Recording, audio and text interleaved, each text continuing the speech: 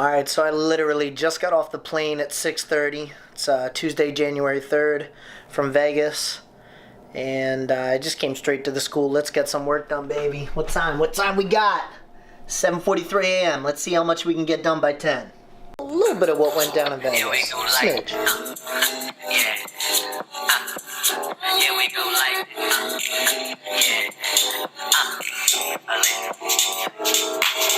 Young girl home knew that you was trying to get me. What she do? Young girl home knew that you was kissing her to talk to me. You alone, because you are in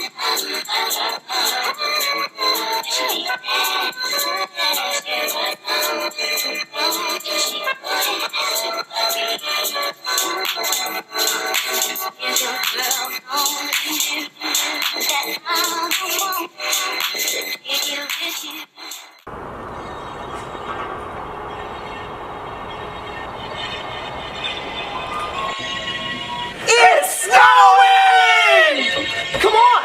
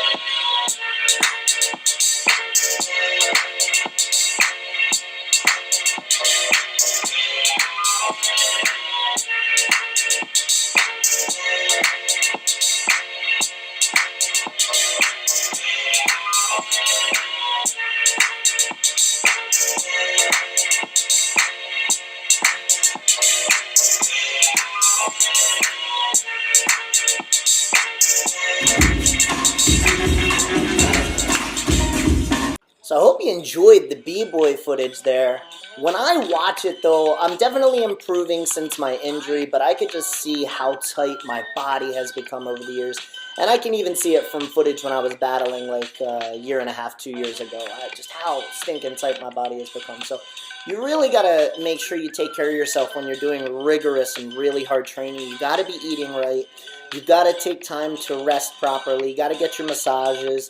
You gotta do the things to get your body loose, relaxed, and healthy in the midst of all of that ridiculous training. It is super, super important. And when you're doing things like, you know, heavy weightlifting or hard styles of martial arts like I train in, it's very, very important that you do something to supplement that's soft.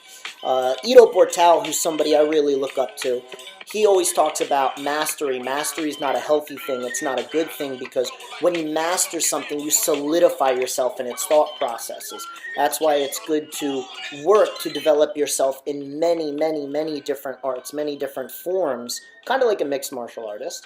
And not specifically speaking about martial arts. I mean, it could be juggling, anything. Be a child and enjoy the training no matter what it is, because it's all beneficial to understand your body at a deeper level.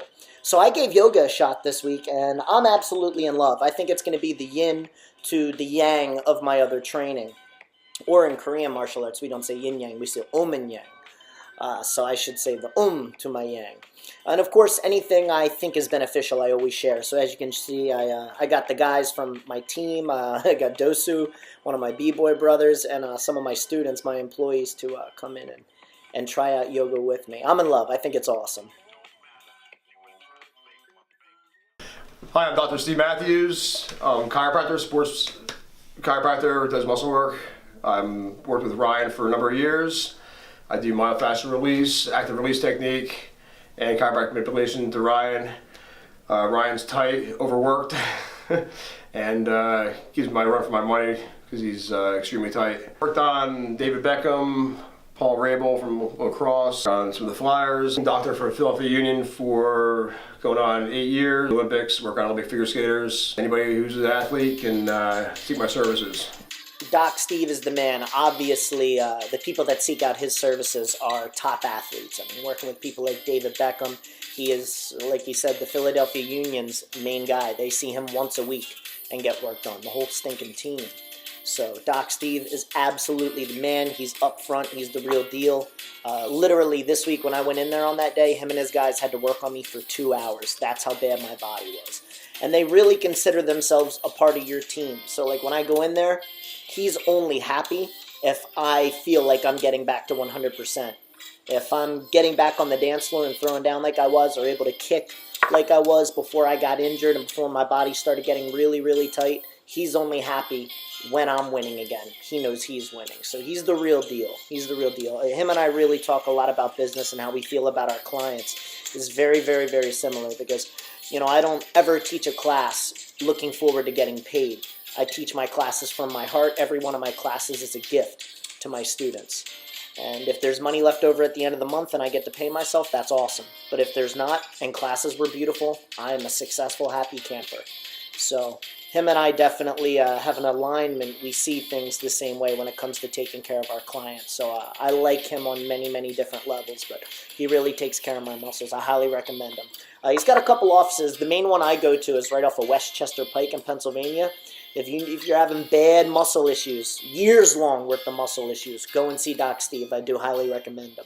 Like when we first start martial arts, you learn there's a really important reason why we bow when we come into the dojo, and then you're here for 3 or 4 years, and you start to forget. You stop bowing when you come. So what's a few of the reasons why we bow when we come into the dojo, when we leave the dojo?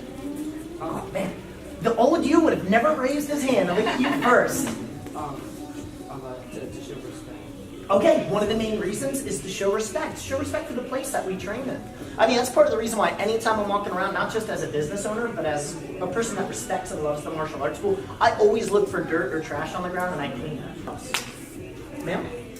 Focus on our martial arts and leave the rest of life at the door. Perfect. And like Grandmaster Drum would always say, this is the best psychiatric ward in Bucks County, Pennsylvania. And it's the truth, because when you bow and you come in, like, you really take it serious. Don't do an express bow. This is what Grandmaster Goblin would call an express bow. Right? Don't do that. When you come in and you stop and you bow for a second, you just take it in. You let the stuff go, schoolwork. Yeah, seriously, let schoolwork go. Don't worry about it. Don't worry about the kids.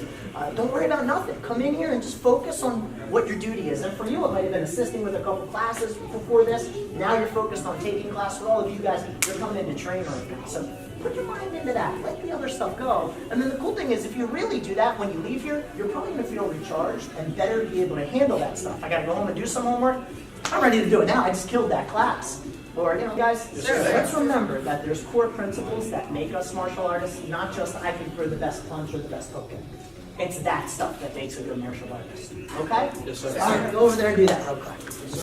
Life's simple and it's also difficult. You know, there's plenty of challenges one has to deal with which makes it challenging.